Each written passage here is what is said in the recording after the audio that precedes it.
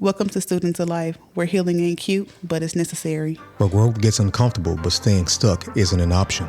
We're not here to preach. We're here to process out loud in real time. No titles, no masks, just truth, transformation, and a whole lot of accountability. I'm Erica. I'm Courtney, and we're all just students of life.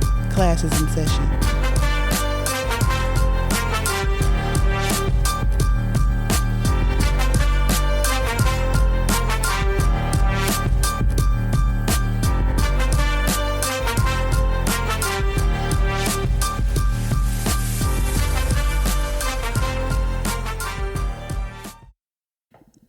Are you tired of just consuming content and not actually changing?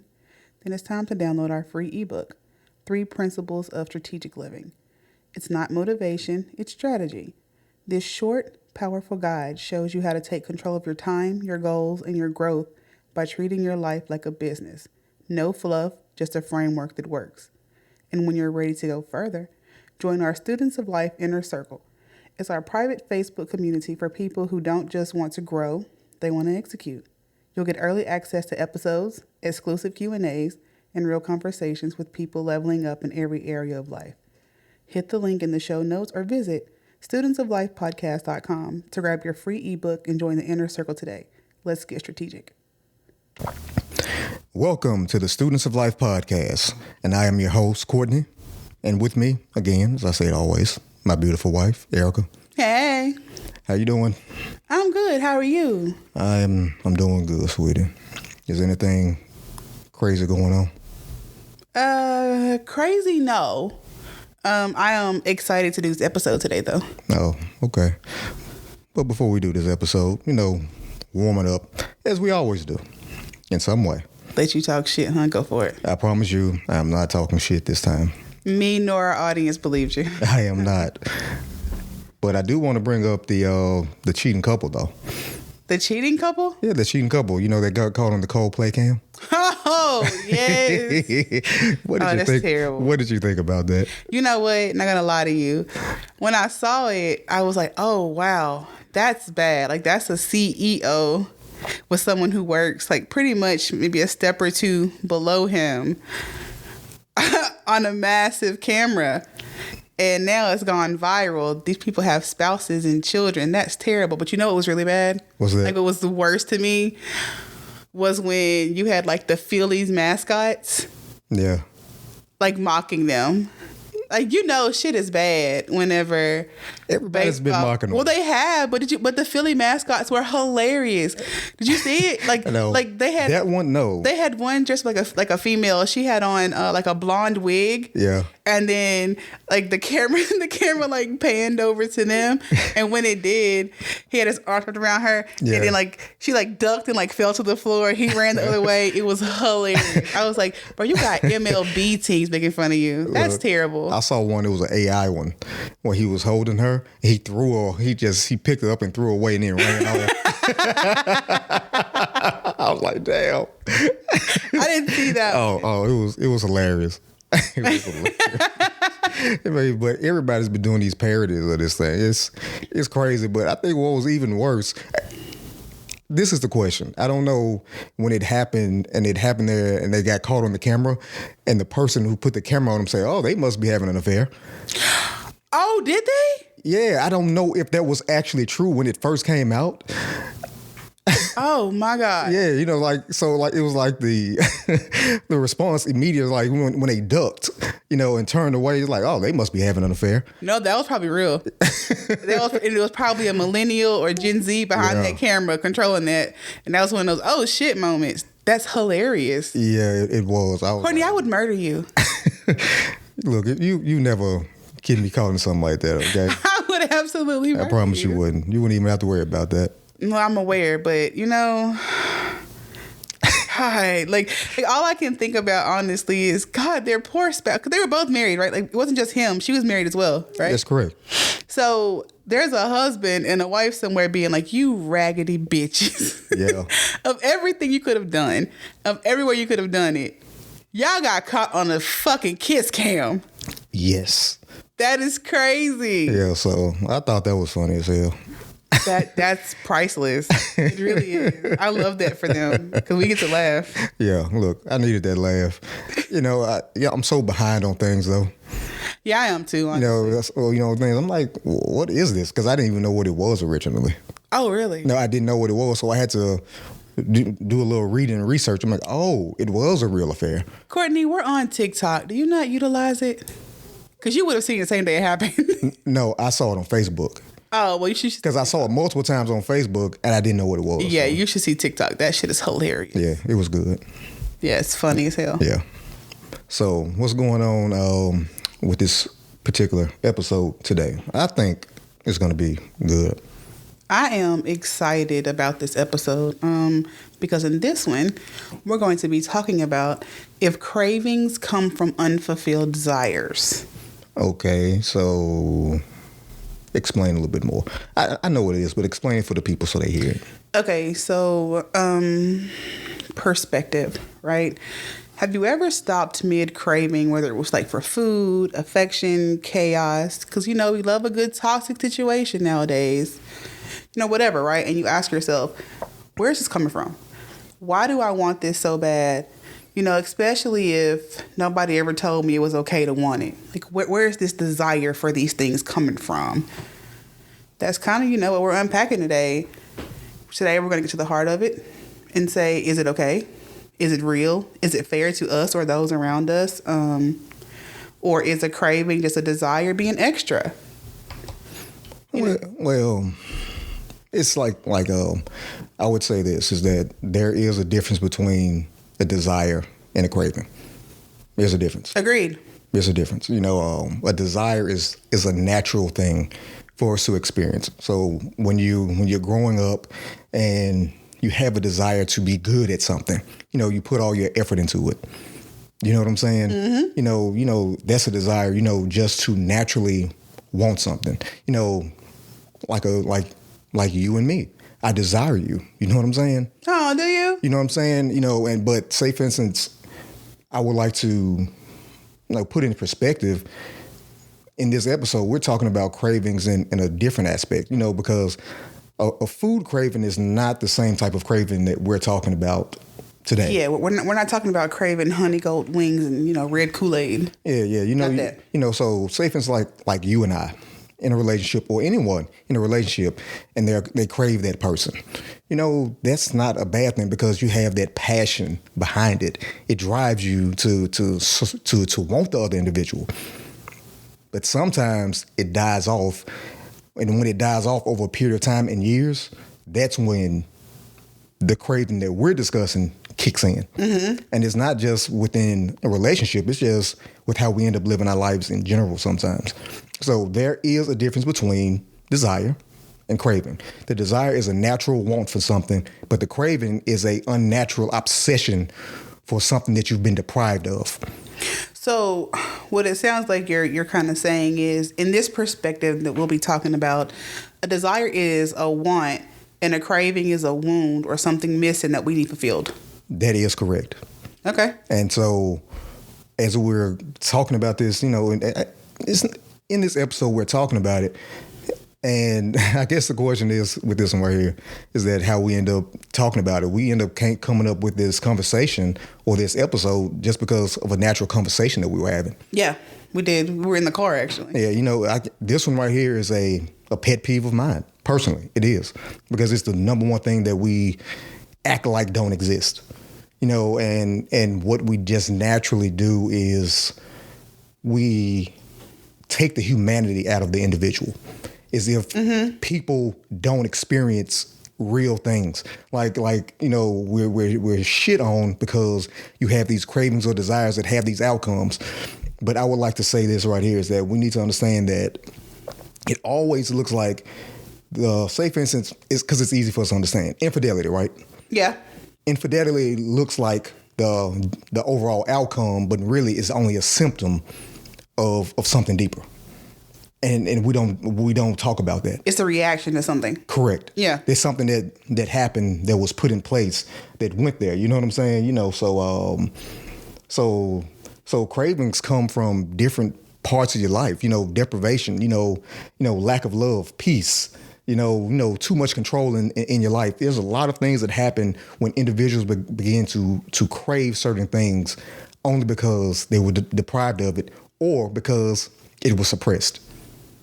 That's what it's birthed out of that in some way. That's what happens. So just to piggyback off of what you said, I kind of feel like you could look at this in a few ways, right? Usually a craving is the residue from something, like I said, we didn't get, some kind of wound that has been left unfulfilled. Yes. And kind of like, okay, example, a lot of people today, are saying just be my peace. I need peace. You're craving peace like a damn drug because maybe your life is chaos or you grew up in chaos. Okay. And now you brought that over to your marriage, your relationship. So now your fucking marriage is chaos. It's chaotic as hell. And you're not realizing, here's the problem. Correct. Right? You know what I mean? It's like your deep need and desire for something without being able to articulate what you need. You are the chaos that you are trying to run from. But the problem that we always face, excuse me, that we're facing, because we talked about it before. We talked about it in all our episodes, not every episode, but a lot of them. The inability to identify what's actually happening, what's going on. And within this episode, we're going to have, like these 4 cravings that I fleshed out. I know it might be about 5, but I can only develop 4.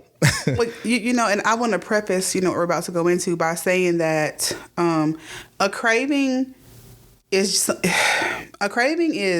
something that feels forbidden or unavailable. You know what I mean? And it is. There's nothing wrong with having a craving. It doesn't make you broken. It doesn't mean there's something wrong with you. It means you're having a human experience. But the problem becomes the life that we've lived. What it ended up doing is making you feel bad for being a human, like you're not supposed to do it. And so, it's the frameworks that we work within, because I talked about it the last episode. We have these frameworks that we work within, mm-hmm. and that's how we see the other person. Mm-hmm. So the moment people act outside of the framework, and so and cravings are one of those things that are outside the framework. Outside the framework. Right. Inside the framework, you're supposed to operate like this, and you're not supposed to feel like this. And so the moment you step outside of that, you think outside of that, you have a biological response, which is actually natural. Mm-hmm. You get talked about very bad. And so in this process, what we do is hide. Well, we hide. We keep the secret.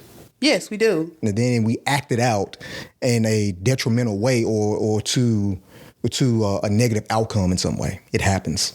It does happen, and I need people to understand who hear this episode that if these needs that you have continuously go unmet because they are unspoken, because you're trying to be an image of perfection, because I think this episode is going to be geared primarily toward like relationships, right? And what can happen.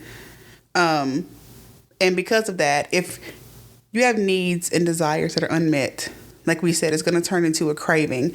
And that craving, if it's not addressed, will tear your whole damn foundation apart.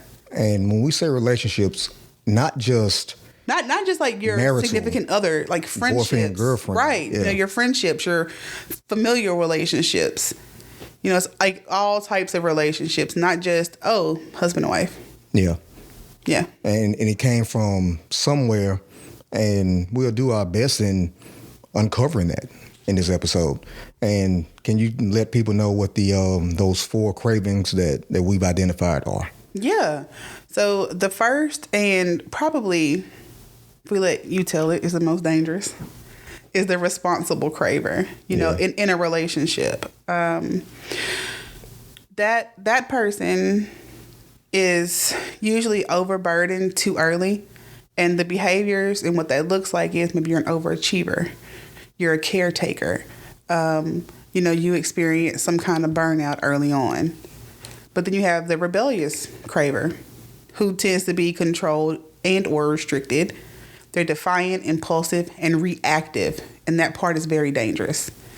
You have the denial craver, who is taught to suppress yourself, your inner self, your needs, your wants. They're emotionally distant and often performative. Then you have the silent craver. I feel like this one is the most dangerous. But the silent craver, you've been unseen and unheard most of your life, and even now. You're quiet, you're self-erasing, you do things to numb yourself. You're not able to articulate your needs and your wants. But with that right there, you said the responsible one was, was the one I think is the most dangerous. I don't know. I think a lot of them are the most dangerous, but the denial craver gets under my skin the most. But what we'll start off with is we'll start off with the silent craver, and we'll just whether anyone's seen the movie or not, because I have to frame it in this way. It was in the movie The Ledge, and that was such a good movie. It was The Ledge, and that was with Liv Tyler, Charlie Hunnam, and Patrick. I can't remember his name, but he was a villain in 18. And okay, he was the guy who was the villain. It's not Patrick Dempsey, is it? I don't remember. I don't remember his last name, but all of them were in the same movie, and in the movie he was a religious fanatic. Mm-hmm. He was a religious fanatic, and Liv Tyler was this very conservative woman only because she was with a man who was a religious fanatic. And so do I know if she was a virgin or not in that movie? It didn't specify. We don't know. It didn't specify, but I just go with it and say that we did because it was brought up by Charlie Hunnam's character in the movie. Mm-hmm. And what ended up happening in this movie, we would say that in that movie that he tempted her. And he did. Don't get it twisted. He did. But more than anything, he unwoke something that was there that she didn't know was there. And that's why she was the silent craver, because she kept wanting it. Because once she got it, when she started to, cheat on her husband because he wasn't that man, he wasn't that guy. Mm-hmm. And the craving inside of her was always there, just like it is with most people. When you don't get a thing, you always want more of it. Or one of those scenarios like, what was it? When I told you about Logo. And, when we was watching Logo about the woman who was trans. Well, so it was the woman who was married to a trans man. The woman is correct. And she didn't know. Right. Yeah. And she didn't know. But years went by. Mm-hmm. Years went by, and she finally found out, because the family was keeping it from her. Never said nothing to her about it. Never said a word. Her spouse or the family. That's kind of fucked up. That was messed up. That's wrong. And so she was the only one out of the know. Mm-hmm. The only one out of the know. And then she ended up realizing it because she never took showers. They never took showers together. They never had intimate relationships ever. Intimate? Like? They never had sex. They didn't have sex at all, did they? At all. And she never saw him naked. She never got to see him naked. Never got to see him naked. Yeah. So she didn't know that he was a woman at one point. Right. Didn't, or still was to a degree, not being offensive, but because he still had all the woman parts. Right. And years went by, 5-6 years. And so, make a long story short, what ended up happening was she ended up realizing it. And now that she found out that it was missing, she started to crave the thing that she never got to experience. Yeah. So that was right there. It was an example of the silent craver. Just like the Liv Tyler character. There was a silent craver. Everything always surfaces. What you hide always comes to the light. I agree with that, right? And I want to talk about the exact opposite of that. Right? The rebellious craver. We all know people like that, but they're dangerous because, unlike the silent craver, you go through this thing in your relationship or friendships, whatever, right? Something is missing, and you don't realize you need it until you don't have it. Like the lady from Logo, or like you said, like Liv Tyler in the movie. But I think something that we need to talk about and address is those scenarios happen every day. Like outside of movies and outside of, the Logo show, there are people that we know like this. There are people who are married and don't even realize they're like that. But they have no idea. No, they don't. But say things like with the whole silent craver thing, and that's the whole point of bringing it up, is that the outcome of those scenarios look like the real problem, but the problem happened before that. And so usually years before that. And so the question becomes, and this is the question, what do you think like when we're talking about the Liv Tyler character, because she was married to a religious fanatic. She was married to a religious fanatic. And so, in that, she never got to experience. Mm-hmm. She never experienced. And I ask, what do you believe the real issue was? If it wasn't the infidelity, if the infidelity was only the symptom. It was a byproduct. Yeah, it was a byproduct. So, and what was it then to you? I mean, I honestly feel like as humans, we have desires and we don't know where the hell they come from, right? Maybe you've seen something. Maybe you heard something. In that movie, Charlie Hunnam flirted with her. He did. That's how it all started. It was a simple flirt. That was it. We see people in passing all day, every day that will flirt with you or whatever. But she was married to a man and she never got attention. That was the problem. That was the problem.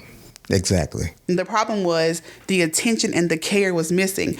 So this man being nice to her, telling her that she was pretty, and it was like very subtle. That's the thing. It was very subtle flirting, right? Which you or I in past would be like, oh, thank you, and keep it moving.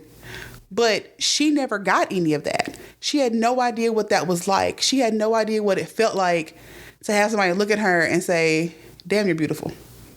Yeah, 'cause at one point in the movie, it was subtle, like you said. If I can remember, it was he said, "You have pretty lips." Yep. And she said, "I have pretty married lips." Yep. But that didn't stop him. It didn't stop her either.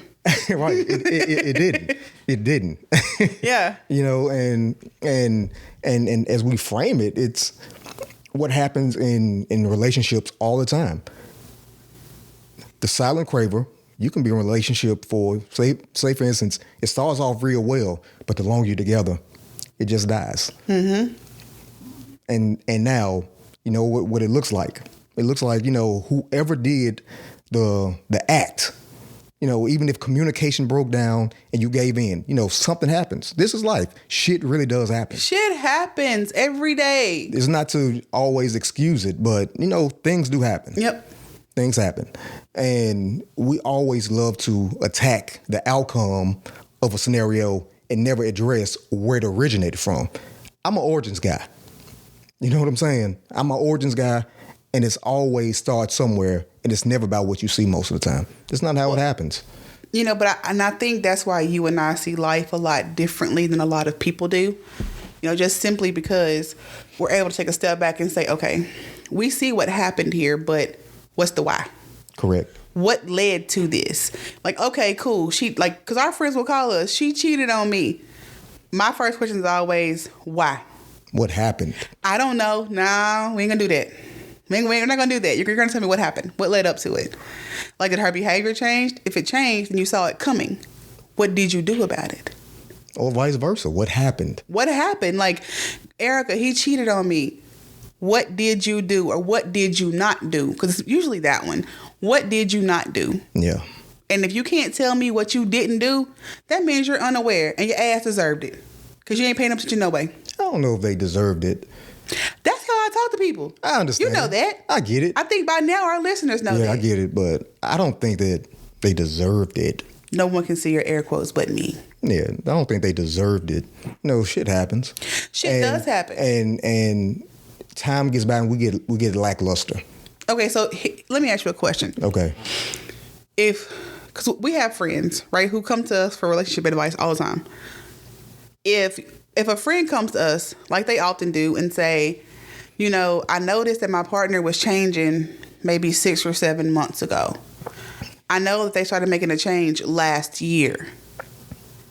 And I just found out they've been cheating on me for the past 3 months. If you saw something was changing last year and you didn't address it or talk about it, at this point, I am holding you complicit as well. Yes. So, yes, that's why I say it's your fault. Now, honestly. I never said it wasn't their fault. Now, honestly. Yeah, I believe that. Now, we also know we're human, right? If that's true. So there is sometimes people just keep shit in their head and just act on it. You can't help that. Oh. But that is a direct result of someone being a silent craver. They've left it in their head. They haven't addressed it with you or anyone else. So when they react and they hop on whatever it is they want to do, sometimes maybe you just really didn't see it coming. You didn't see it coming, and I want to say that it's not always a sexual response that people are going after sometimes. No. It's more of an emotional response to what they're going after. Yes. It's what they're missing emotionally, and that's what makes it dangerous. Yes. With the silent craver. Mm-hmm. Because now they got a taste of it. And now they can't let it go. They can't let it go. Mm-hmm. And now we're dealing with a scenario where, and with the silent craver, we're talking about something that becomes an addiction, an obsession now. So, okay, I'm glad you said that. Another example of that would be, you know how you talk to people, right? And a woman will say, he was just nice to me. He paid me attention. Yeah. You know, he told me I was pretty. He's my work husband. He noticed I changed my hair. I've heard that a whole lot. Mm-hmm. Yeah. Mm-hmm. You know the old saying, a shoulder to cry on becomes a to ride on? Oh, yeah. That happens with work husbands and work wives every single day. All the time. And that's because, it's, oh, I think you got your hair cut. I like that. You changed your toe polish. That looks good on you. Yeah. Meanwhile, the husband at home is like, you cooking dinner or not? You know what I'm saying? And it's like, or either you can go a step further, right? Because men are not that different from women. We all have the same emotional needs. I don't know why people act like men are not human, but you got a work wife. She's like, she come to you, your beard look good today. You wearing different cologne today? You smell good. Give me a hug. Oh, that smell good part right there. Yeah, you smell good. Give me a hug. And oh shit, now here we go. Yeah. That hug done led to some, I gotta work overtime and you ain't working overtime on the clock. I know people who did that. I do too. That's why I brought it up. But and that sometimes happens. on the job. I do know scenarios like that, okay? I do too, but we don't want to talk about that. No, I'm not talking about it. I'm just bringing it up. Okay, so then let me ask you a question, right? Okay, so the opposite of a silent craver in a relationship would be the responsible craver, right? I don't look at it as an opposite. I don't look at it like that. But are they connected? Yeah, they are connected. But I don't look at it as an opposite. Okay, then so in your mind, what's a responsible craver then? A person who's been responsible their entire life. What I mean like this, we would, I'm not going to say that our generation of people hadn't endured this one. I'm not going to say that because I'm pretty sure this has happened. But I know older generations they have done it because their parents used to have a shit ton of kids, like for real. Oh my God, so many. Yeah, they used to have 10, 12 kids easy. They used to have like NFL and NBA teams. You know what I'm saying? Your grandma got 13 kids. Yeah, shit. And so somebody ends up taking up a lot of their responsibility very early on. Usually it's the oldest daughter. Or son, whoever it is. It just happens. Mm-hmm. They end up taking up a lot of responsibility early on in their life. And then as they move on, they still taking care of the family, still taking needs of the mama. Then they get married, they have kids, and then they take care of the home, take care of the husband. But along the way, they forgot about themselves. Mm-hmm. So the responsible person navigated life that way, and as they navigated, what ended up happening was they forgot about themselves and they forgot how to live. So they've been a caretaker their whole lives with no one to care for them. That is correct. Okay, so this is, stay with me, y'all, right? Just don't push pause. So would you say that a responsible craver in a relationship would, based on what you know, right? Based on what I know, I would say that these people are the people who enjoy being a submissive in a dominant submissive relationship because they can let go. No, I don't think so. You don't think so? Nope, I don't. Why not?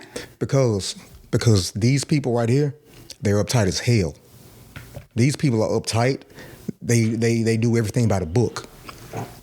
So they don't even want to be touched in a certain way sometimes because they did things. And look, and I'm not saying that there could not be a possibility with what you're saying. I'm not saying that.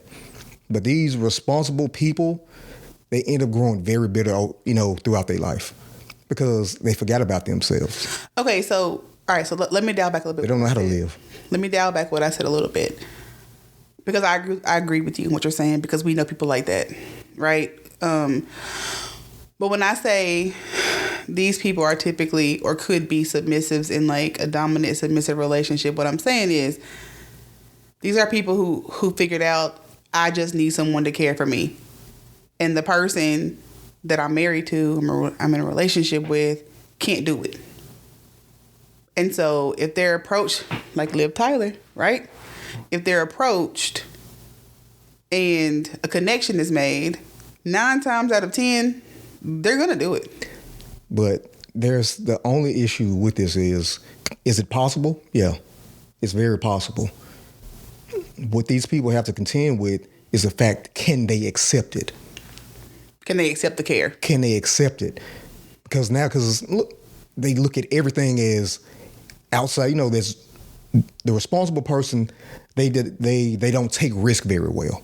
Or at all, usually. Or at all. I'll give you that. Yeah. You don't take risk very well. So anything like what you're discussing, it becomes very difficult for them to do so. It becomes difficult for them to not necessarily disengage, but to let go. They don't know how because their job is to take care of everybody else. And so they become very bitter within their life. And then anyone who takes risk, they become very judgmental.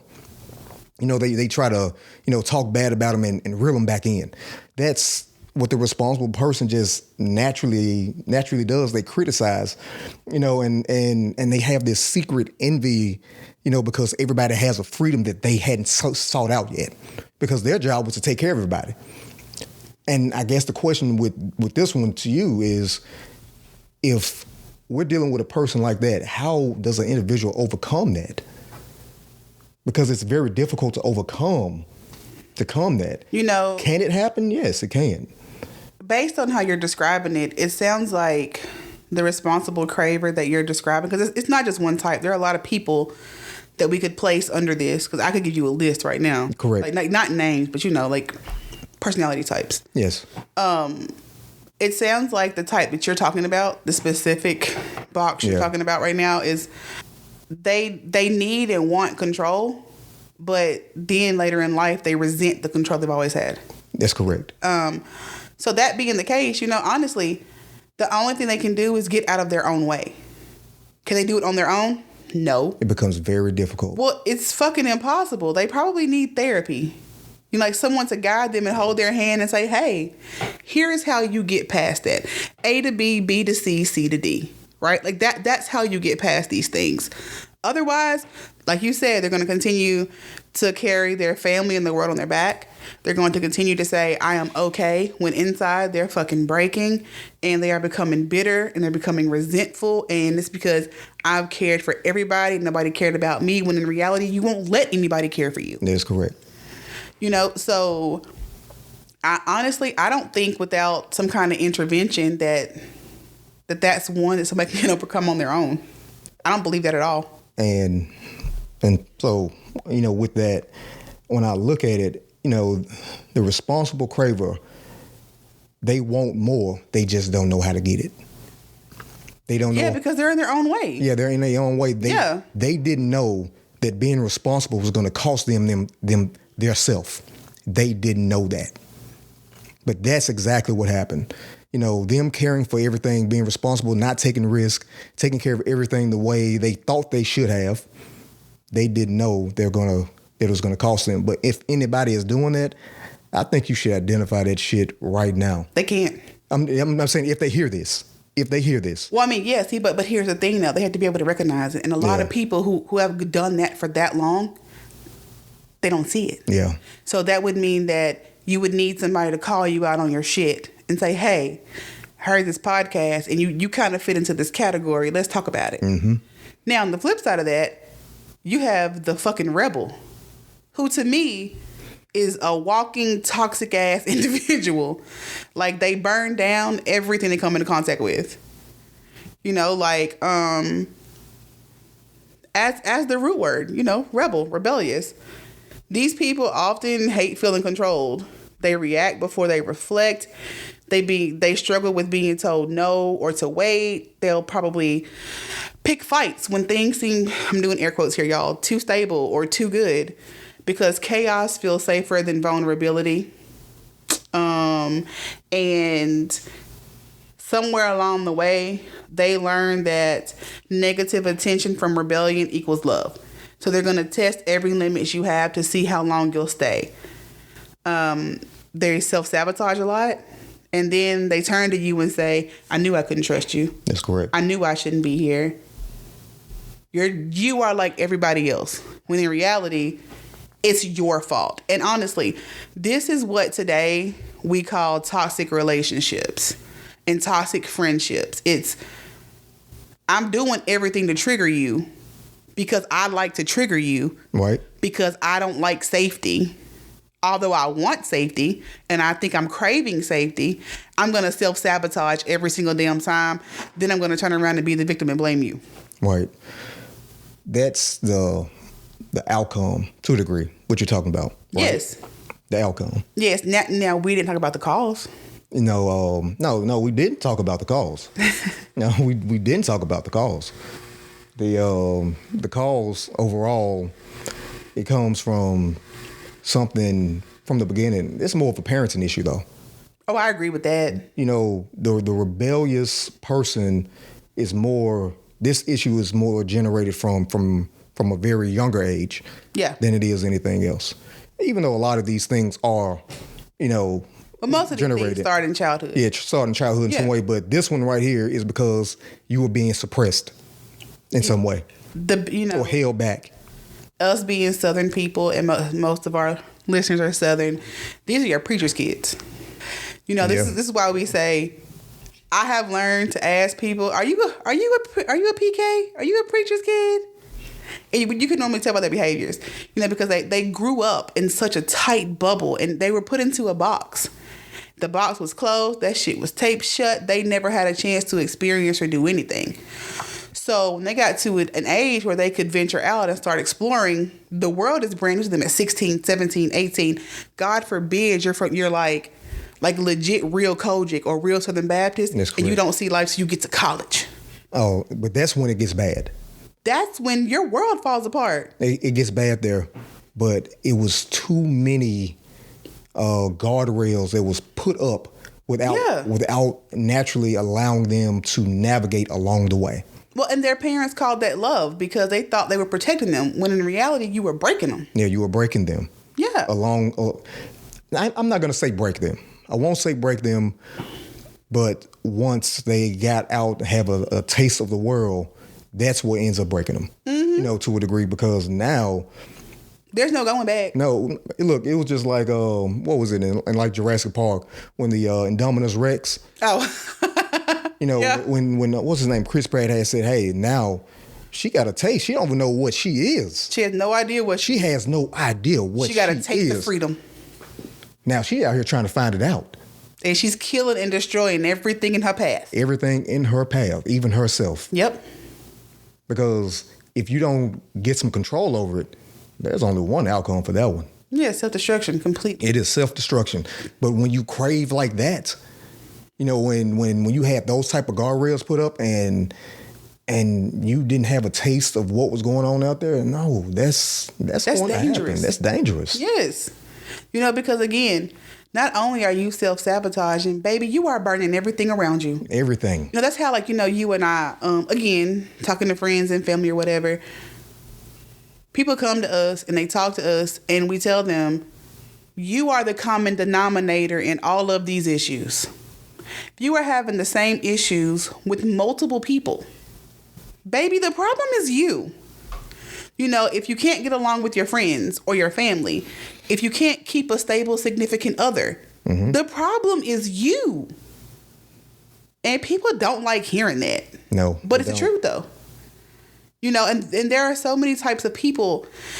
that can fall under this category. I know we mentioned preachers' kids or whatever, but the overall behavior is being defiant, like being impulsive, living that whole YOLO type of life. It's like, well, I only live once. You only die once too, fool. Slow down. Like, calm down. And they were deprived of curiosity too. I don't even think they even understood what the hell curiosity was when they were younger. They were never even allowed to explore anything. Yeah, denied curiosity, made to be obedient. Yes. Like they were obedient to submission. Let's talk about that one. Yeah, things like that, and that's what made these people, these types of people rebellious and that insatiable desire to crave and get a taste of the world out there. And and that is like how people sometimes tell us that we give trend too much freedom. Yeah. But no, we don't. And so like that right there. And we'll continue with that one. Based on how we talk and why we talk, I think people should understand that. Why we talk to her the way we do. The way we do. Because she's a human. She's a human. And one day she's going to have an adult human experience. And she has guardrails right now. And look. She does. And she gets mad at us often. Yeah, she gets mad at us because she sees even at this age how wild her friends are. Mm-hmm. And as a parent, look, I had that conversation with her. I'm like, sweetie, you don't want that. Mm-hmm. I'm like, you don't understand. I'm like, if we let you be that kind of free, I said you would. I said you would be just as free as they are. And I said you would do it because you would know any different, better. Yeah. any better. I'm like, so you would go with it. Yeah. I said, but you don't understand that me and your mother are trying to protect you. Yes. I said, we're going to slowly release those guardrails the older you get, but we can't do it all at one time, baby. You know what's funny about that? I'm laughing because right before she turned 13, so a few weeks ago, right? She called Maddie. Can't tell her shit. Maddie is her big sister. It's her cousin, but it's her big sister. Maddie's words are the end all be all. Maddie and Malik. That's who she calls for everything. She called both of them and told them both, my mama won't take screen time off my phone. I'm turning 13. None of my other friends have screen time. You know what they both told her? She's not going to because she loves you because you have to earn it. Yeah. And and I appreciate the fact that she is surrounded by a village who instill the same values that we do. And you have Malik saying, big brother, right? Like, boys, nah, we ain't doing that. Like, you're 13. I don't care what your friends do. Doesn't matter. So she's hearing the same words that we tell her reinforced by people that she looks up to. You got Maddie telling her all the time, Jay, you got time for boys. Like, wait for college. Like, you're doing great in band. You're an honor roll student. Why do you care about what your friends are doing? Like, it's okay to be an individual. Now, I said all that to say this. Our child is 13. She is a real 13-year-old. She is. And that in today's time, that's no longer common. No, the most weave she's going to wear is braids. That's it. That's all I got for you, sis. Right. Some knotless braids. We let her put on lashes from Friday to Sunday. Going to school? Absolutely not. She can wear lip gloss. That's all the makeup she's getting. You know what I mean? But we give her enough freedom while keeping her on the leash so that she'll never become this rebellious craver. But based on her age, but the older she gets, we'll release the leash a little bit more. Of course. we widen the guardrails. Yeah. Eventually they come down. Once you hit a certain age, it's just part of life. Yeah. Yeah, it's just part of life. But we have to slowly do that. And you don't give her freedom all at one time. But along the way, we have to, it's the communication that matters. Because what happens is this. Because this is the big ass gap that I know I've seen in my entire life when the parents do not talk about, why they do what they do. Communicate with the child. Because if they start creating their own story in their head, they're going to believe it. Mm-hmm. I don't give a shit if it's that kid or an adult. The moment people start creating their own narratives about what's happening, it's hard to reshape it. And if we don't discuss it with her about why we do what we do, she's going to have this idea in her head that we were trying to hold her back. And if we don't communicate it, it's only going to look like we were trying to hold her back. Yeah. It won't look like care. It won't look like love. Right, but that's why you have to talk to your children. But you have to talk to them. Talk to them. And so goes into this right here. It's saying, we're not saying that it's going to 100% prevent anything. We're only trying to lower the probability of it ever happening. You can't stop anything 100%. But and you know what's cool too is, do you remember? I told you that conversation she had with me where her friend asked her. Her friend is 13, just like her, right? Mm-hmm. Told her, Trinity, tell your mama to bring you to the skating ring, but we're gonna go somewhere else instead. Yes. I don't think she knew I heard her through the wall. Right. Right, but her exact words were, do you know who my mama is? Are you crazy? Just because y'all can do that stuff, I can't do that. And as a parent, that made me so happy to know that we have instilled the proper values in her, because look, Trin can formulate a question like an adult. Therefore, if you can ask me an adult question, you get an adult answer. Correct. Right? So, of all of these craver types, we're only telling you the story about our 13-year-old because she won't fit any of these boxes. We're going to try to reduce as many boxes as she fits in as possible. Correct. That's our job. Correct. Because that's what we're supposed to do. And that's what our parents should have done for us, but they didn't. And we need to understand the progression of how these things work. Because it's this right here. Say, for instance, the Rebellious Craver. No, not Rebellious Craver. It is part of that. But the Responsible Craver actually gives birth to the Rebellious Craver. Yes. We need to... I was going to address that. Yes, absolutely. That's the mathematical equation to get a rebellious, somebody who gets that kind of outcome. Yes. Because those people are so tight with everything they do, they hold back on their kids. Yep. On what they can do, the curiosity, or what they think they should do based on how they see the world. Yep.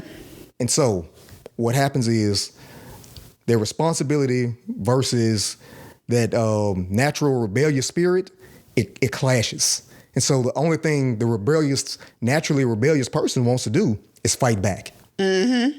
And even when they become an adult, you know what they're going to do? They're going to fight. They're going to do everything the opposite of what their parents were, just so they didn't have to do, just so they can say, I wasn't like you. I was nothing like you. And I won't be anything like you. Right. But that craving, turns bad too. It does. And the Rebellious Craver can sometimes give birth to the one that you dislike the most. The Denial Craver. I'm going to tell you. Let me tell you why. Let me tell you why. Because you grow up in a household where everything is so loose and so open and just chaotic, right? Then you grow up and you say, you know what? I'm not going to be like that. So you're taught to suppress yourself a little bit, right? Mm-hmm. Unlike the Responsible Craver, you become emotionally distant and quite performative. And just to be real, a lot of these Denial Cravers are your politicians. They're your preachers. They're your teachers and principals and people that have to put on a face for the entire world, when in all actuality, they're doing the same exact shit the rest of everybody else is doing. And the person who was trying to be perfect.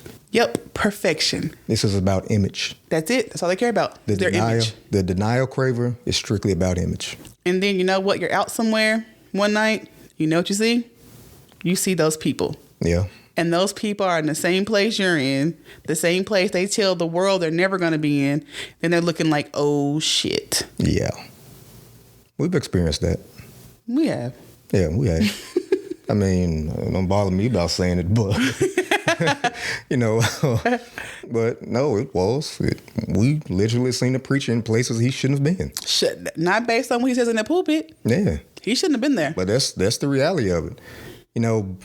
And what he did and what was happening in that process, it's the image. But the problem that really comes along with doing something like that is that you act like the issue don't exist.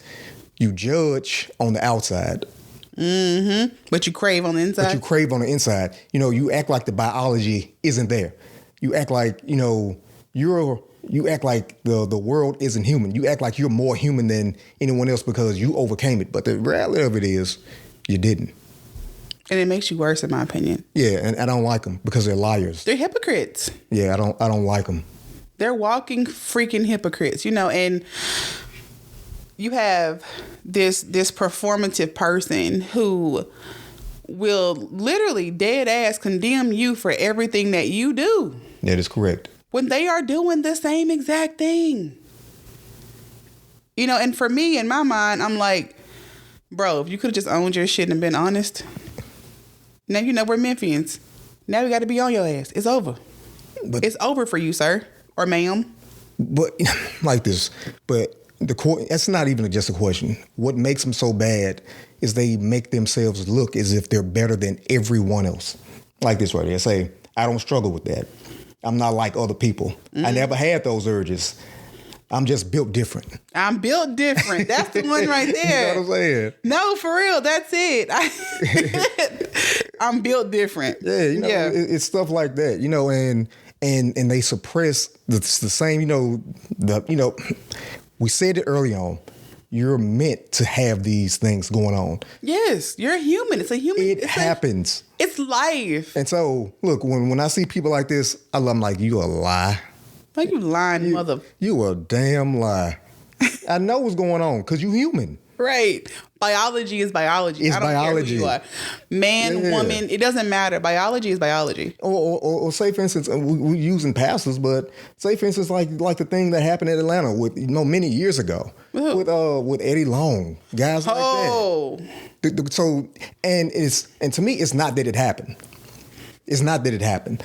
The problem is that the image that people put on. Mm-hmm. The perfectionism. Yeah. And everybody buys into it too. And they believe that those individuals live outside the realm of humanity. They really do. The human condition. Right. We don't see them as human. They're the best of us. Mm-hmm. That's what we see. When in all actuality, them MFs are the worst. And they're because they suppress it more than anyone else because they have an image to uphold. Yeah. So when they release it, they're releasing frustration and anger and irritation and they're releasing all these negative things. But you are literally the embodiment of what you say don't be. Yeah. So it's like, what the hell? Like, what happens here? How did you get here? Or like this right here. Another example. It was the TV show Billionaire. Billionaire with... The Rock? No, Billionaire with Giovanni in it, Oh, yeah. He was like an attorney general or something like that. Yeah, he was. Right. But what was happening in the bedroom... I think I know what you were about to say. In the bedroom, it was him and his wife. Well, it wasn't. The problem was it wasn't just him and his wife, but yeah. Correct. But he was going to... A dungeon. A dungeon, correct. Mm-hmm. He was going to a dungeon to get that fulfillment. Mm-hmm. And his wife had no idea. Right. But... Even though they had an agreement, but it was the when you do it. Right. It was the and when you do it. He followed that part of the agreement because he needed it. He was craving it. So he had this public image, this persona. He had it. Mm-hmm. It was going on. But while he was shitting on everybody else, talking bad to everyone else, behind the scenes, that's what he's doing. And we got a lot of people doing that too. Just like when we saw the pastor doing the same thing. Yeah, that was funny. Yeah. But that was real. And that's the reality of it. And so when we're doing stuff like that, it's these people suppress even the mask to a degree. They try to act like it don't exist. Oh yeah. They try to act like they try, but it's there and it's real and you can't hide it. They act like it's not a real thing, like they're not a part of it, but it's there. And it comes out, now I don't say violently like in a negative way, but it comes out explosive. So, in that, what do you think fixes it? What helps? Honestly? Yeah. Okay. And I'm being honest with this one, Erica. Like for real. I wish they could see your face right now. We live in a world where, even like what we're doing right now, you know what people want? What? A solution. Yeah. They want a solution. Okay, I hear all this, but I need the solution. How do I solve it? How do I fix it? You want to know but you want to know what fixes it? There is no fixing it. There's not. There's only a path. You know what I'm saying? We want the solution. There's no real solution. There's only paths to follow to get out of it. There's only things, that you can do. It's tools, awareness. That's what happens. That's the only thing that really helps us get past this thing right here. And there's no solution for this. We love it. We love the solution. There's only a path. So you mean to tell me that my willpower won't fix it? No. Are you sure? Because I'm super strong. I can overcome everything. Strength has nothing to do with this. You sure? No, because you've been holding on to it too long. Because it's part of your, say for instance, this right here has become a part of your identity. That secret part of you, that's who you are. That craving, it ain't going nowhere. So I'm living a real life secret war. It's the only thing only thing you can do is address it. So there's no solution. There's only paths to make it better. To relinquish some of that, not necessarily that, not guilt or shame. That's not what I'm trying to say. But there's ways to relinquish some of that power that it has over you. And one of the best things that you can do is talk and have some type of communication. I'm saying, like, with the person that, if you're married, I believe it's easier if you're married. If you can communicate. If not, it ain't fixing to happen. And I apologize. So there's no real solution, only paths to make it better. So my logic won't fix my emotional wounds? Logic does not fix this. But I think it will. Why do you think that? I mean, not Erica personally, but there are a lot of folks who say that I'm logical enough to fix this on my own. But this is beyond logic. Is it? Oh, yeah. This is not a logical issue. This is a biological issue that every human has within themselves that you have to address and face and stop lying to yourself. I believe that's one of the biggest ones we have to stop doing right there. Stop lying. Look, if you looked at that woman that dressed that woman looked good, stop lying. It's the secret that kills you, because the secret becomes the thing that explodes out one day. The secret, is if you don't feel that way, that's what makes you step outside of your marriage. Or that's the secret that the thing that you're lying to yourself about is the reason why you go overboard, why you have the addiction, the obsession, why you don't get enough, where you got this incurable thirst where you keep wanting more. And it's never feel like a goddamn vampire. You just need more. So this TikTok or this IG reel ain't gonna fix me if I keep watching it? Never. If I keep looking for advice? No, I think this what fixes it, the fact that you stop looking for a quick fix solution. That's what stops it. Awareness. Start somewhere. Address it.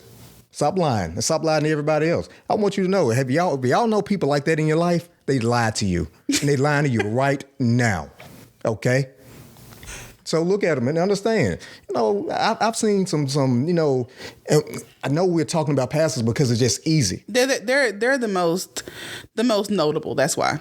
Like I know people like that who are cheating on their wives. You know what I'm saying? Yeah, or if you don't want to use pastors, that's cool, fine. What about the female who has become a habitual cheater because she was silent for so long? Or what about the fella, who has so much responsibility that he just want the side chick, he just got to show up? Or, you know what? We'll stay there. It's not even just, it's a split second.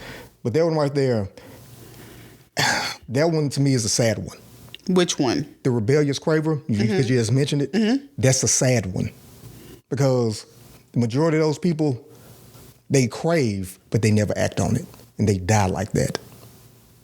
You mean responsible, not rebellious? Yeah, not rebellious, but responsible. Yeah. To me, that's sad. That's the sad one. So. Because they may not ever recover. I guess it's important to let people know that craving isn't the villain in your story. No. It's more like your narrator, right? It's yes. what's guiding you, what's leading you. It's kind of like your body and your spirit saying, hey, stop forgetting about me. These desires are still here. And address me while they're just desires. Because I'm not going away. Correct. It's, don't shame it. Don't stuff it. Just sit with it. Communicate it. Talk about it. Get it. The number one thing is get that shit out of your head.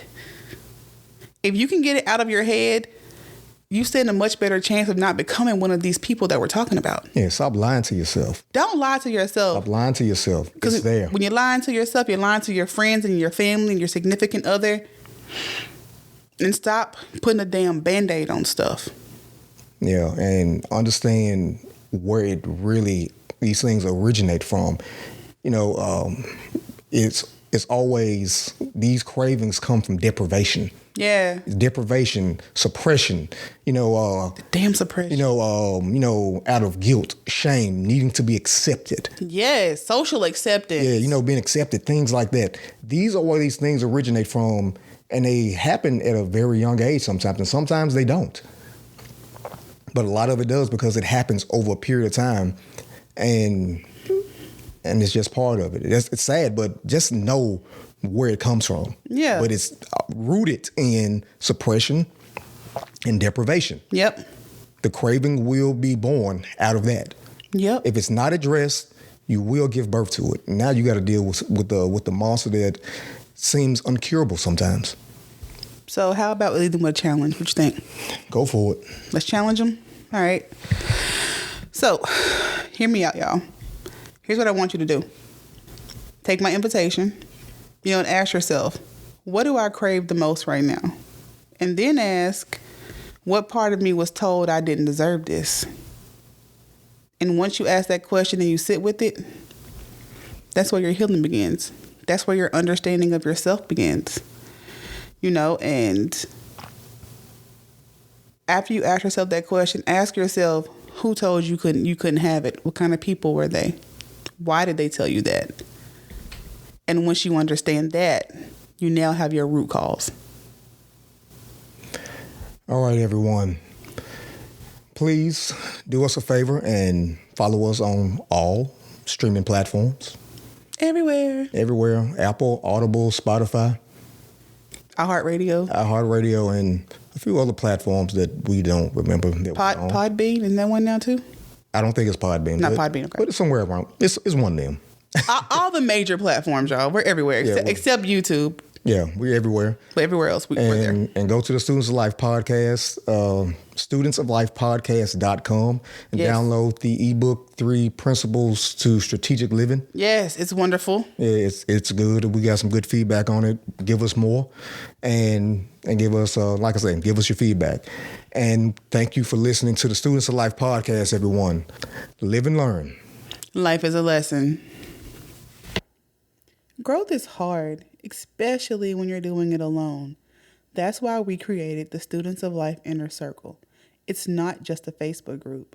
It's a community of people who believe in execution over excuses.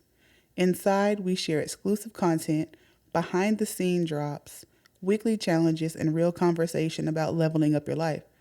If you're tired of surface-level advice and want to grow alongside people who are actually doing the work, this is your space. Request access using the link in the show notes. We'll see you inside.